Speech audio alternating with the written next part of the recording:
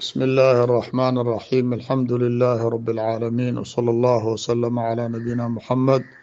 وآله وصحبه أجمعين درسigeeni ama kelimadeeni 29aad الدروس المستفاadة من رمضان cibaadadan ramadaan aan gudanay maadaama laga yaabo maalinkii ugu dambeysay inay noqoto duruusta laga faa'iideysan kara maxay tahay لأnnahu waxaan saas u leenahay waxaa la isku waafaqsan yahay ramadaan inay madraso tahay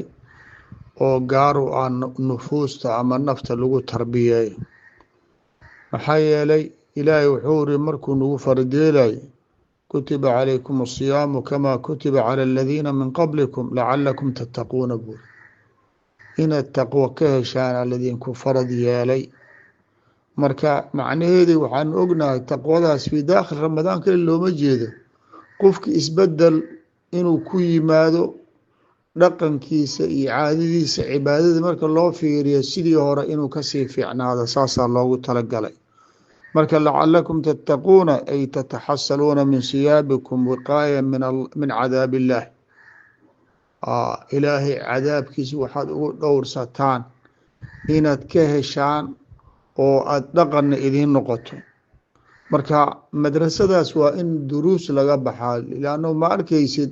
nin arday oo marxalo galay ee marxaladii dhamey inuu tii ka hore siduu ahay inuu ahaado ma ah marka daalibka oo ibtidaa'iga dhamey kan oo acdaadiga dhamey waa ka duwan yahay icdaadiga kan thaanawiga dhamey kan jaamacadda dhamey isbedel baa ku socda ardadii waad aragtaa aqoontooda iyo macrifadooda marka famaa baaluka madrasa oo ah madrasa litaxsiili taqwa markaan soo gaagaabino waxaa laga doonayaa in ninka saa'imka ramadaan inuu duruusta soo socdo horta uu ka faa'iideysto marka ugu horeyso waa inuu ilaahay ku mahadiyo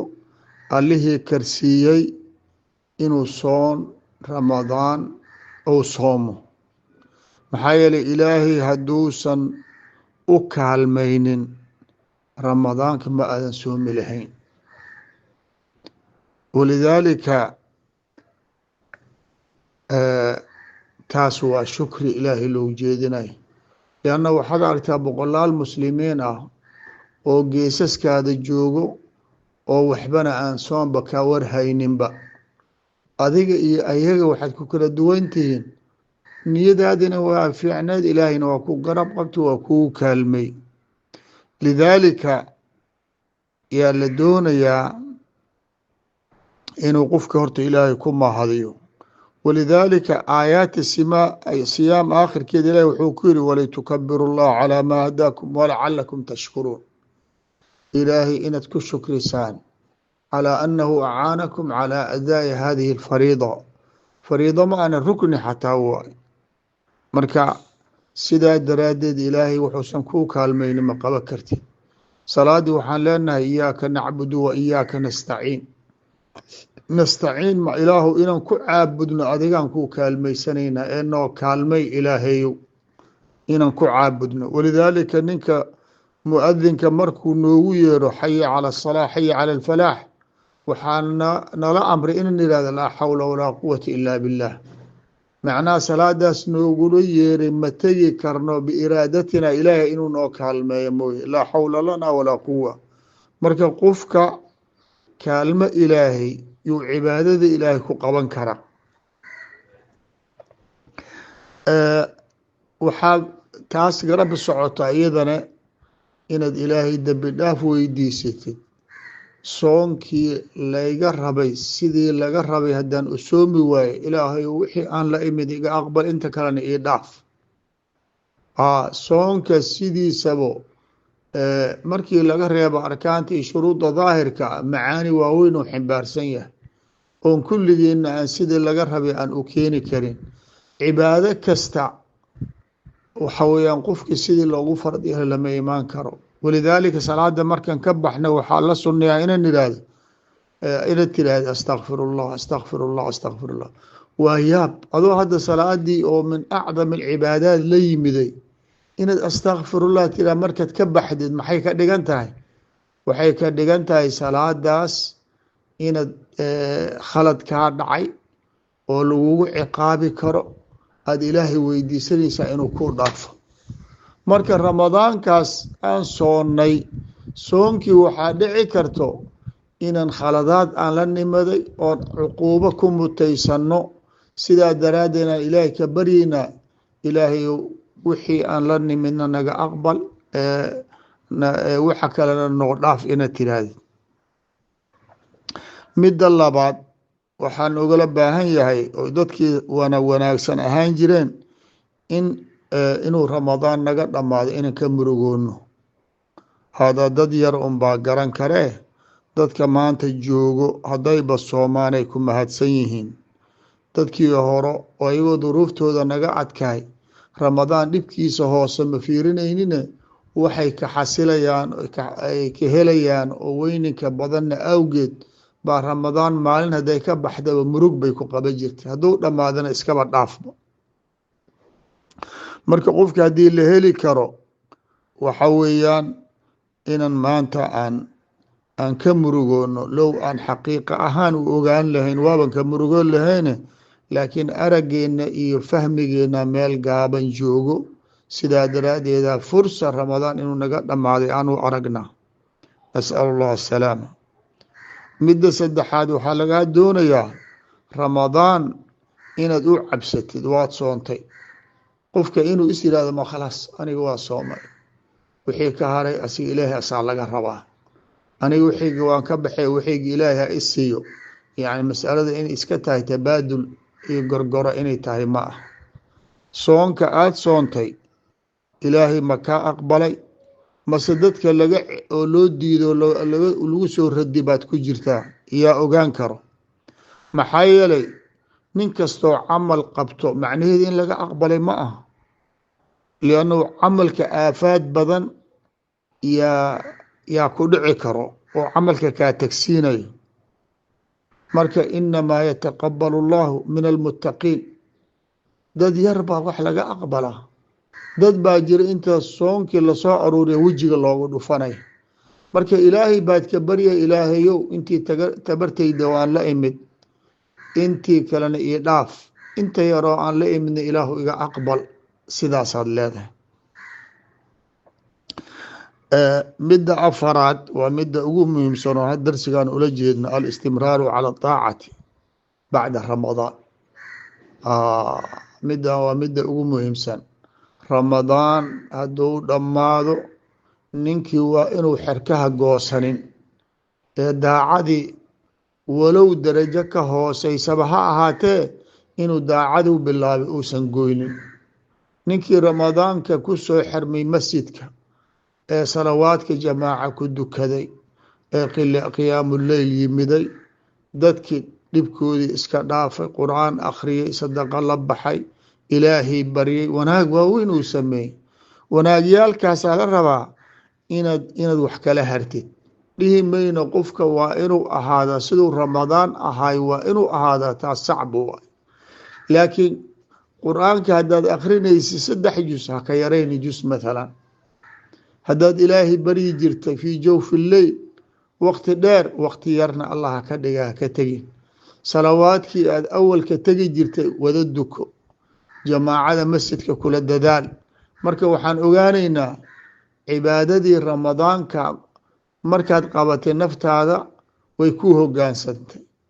naftii kuu soo xero gashay inaad dib u celinin, taasaa la doonaya. ayib, habeenkii qiyaamuleyl aad samayn jirtay oo laga yaabo habeenkii badigiisa o dhan aad soo jeeday, ma waxaad soo jeedi waysay waqti saxar qabla salaati subxi bisaaca binisfi saaca maad soo jeedi weysay markay wixii ka dambeeyey oo ay noqoto duruustii aada la hartay? waxa weeyaan inaan ramadaan nafteena cibaadaday baratay, naftana wixii la bara weeyaane inaan ku mitidno in cibaado kasta qeyb kamida aan lasoo harno. wuxuuna bara ramadaan deeqsi inaan aan ku wadno naftan waxay barata waay. laakiin waxaa ugu qaab daran dadka markii maalinka ramadaan la gaaro kullu shay qaaraa salaadii ka tegayo, iska dhaaf qur'aan warkiisa wax dhan iska badaay mas'alada waxaba wuxuu kusoo gaabiyey sanadkiiba hal bilo ramadaan ilaahay in la caabudo taas waxa weeyaan waa jariima ilaahay fi kuli shuhuur buu ilaahay yahay in laga taga ma aha cibaadadiisa maxaa yeelay ilaahay wuxuu nooga digay inan walaa takuunu kalatii naqadat gazlaha min bacdi quwati ankaahan buu ilaahayna yiri qof dumar ahoo saako dhan wax tolaysa duhurkii marka la gaarayna dib u bilowdo dib u burinaysa ha noqonina maxaa yeelay duntaas ay maanta dhan ku mashquulsaneed haddana gadaal haddana waxay ku mashquulsan inay buriso ninkii ramadaan ilaahay caabuday ramadaan kadibna kula acmaal oo dhan la yimiday ama waajibaadkii wada dayacay qofkaas unbuu la mid yahay wixiisuu dib u gurayaa ayib waxaad ogaataa culammadu waxay yidhaahdeen camalka in la aqbalay calaamaadka lagu garanaya waxaa ka mid ah inuu daacad inad samayso inuu ku dhaxal siiyo walidaalika alxaju lmabruur waxay ku fasireen culammadii qofka soo xajiyo calaamaadka in laga aqbalay tusinayo inuu bacda alxaji ka fiicnaado qabla alxaji suu ahaa sidaasaa la doonaya waxaad ogaataa ramadaan waxay dadka ay safka usoo buuxiyeen cibaadada usoo jeesteen shayaadiinta kuwoodii waaweynay baa la xiray sidaa daraaddeed baa dadkii wixii ka mashquulinaya cibaadada ay meesha ka baxeen bay ilaahay diintiisa soo qaabileen marka haddaad aragtid bacda ramadaan qofki inuu meeshiisa hore ku noqday maadaama shayaadiintii weyney ramadaan markuu dhammaado la soo daayo dadkii awal u xeraysnay bay sidii hore meeshooda ay ku ceshanayaan ayagani marka nin shaydaan soo daystay baad ahayd awalba oo ramadaankii ka faa'iidaystay markuu laabtayne ramadaan la laabo dhammaadayne shayaadiintii ay soo baxeen meeshii hore ay kugu celiyeen marka naftaada u cabso inaad khatar ku sugan tahay sida aad ku socotid haddaad kusii socotidne waxaa laga yaabaa khaatimada inay kaa xumaatay nas'al allah asalaama ayib midda oo kale waxaan leenahay waxaa la doonayaa ramadaankii cibaado qaali aad samaysatay cibaadadaas qaaliga ilaalisay u baahan tahay cibaadadaas qiimaha badanne haddaad macaasi la timaadid bacda ramadaan ama fi daakhili ramadaan way iscunayaan bal u fiirso ayada taas wax ka khasaaro badan ma jirto ilaahay wuxuu iri ina alxasanaati yudhibna asayi'aati haddii qofka xumaan la yimaado uu xasanaadka dib mariyo sayi'aadka way iska dhammaanayaan wa ulaa'ika yubadilu llahu sayi'aatihim xasanaat laakiin mafhuum alaaya waxaa weeyaan haddaad xasanaad la timaado sayi'aadka dib marisid ayadana sayi'aadka waxay kaa cunayaan xasanaadkii meesha aad dhigatay walidaalika dad badanoo wax isku halaynaya yaa qiyaamo markii la tago badaa lahu min allahi maa lam yakunuu yaxtasibuun waxaa ilaahay xaggiisa ugu muuqday waxayna filayn baa usoo baxay liannahu cibaadaad samaysateen bay islahay waxaan ognahay nebiga inuu yihi atadruuna man ilmuflisu min ummatii ummadayda ninka oo aan waxba haysano faqiirka e ma taqaanin dadki waxay yidhahdeen faqiir waxaan naqaanaka ninkin diinaar iyo dirham aan haysanin